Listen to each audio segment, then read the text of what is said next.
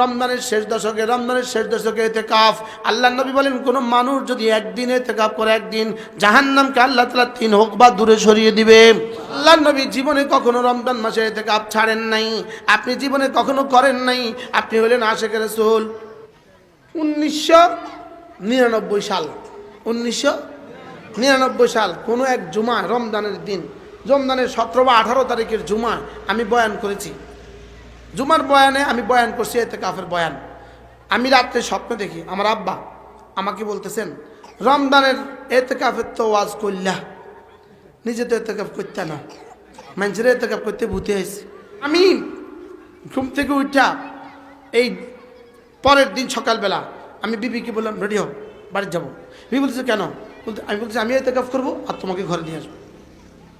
সোজা তারে বাড়িতে দিয়ে আইসা আব্বাকে বললাম, আব্বা এই স্বপ্ন, যাও ইতিকাফ করো।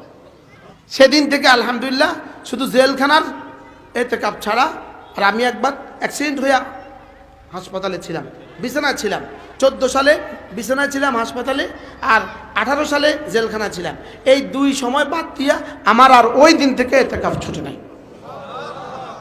আলহামদুলিল্লাহ বলেন আলহামদুলিল্লাহ। তাহলে শেষ দশকে ইতিকাফ।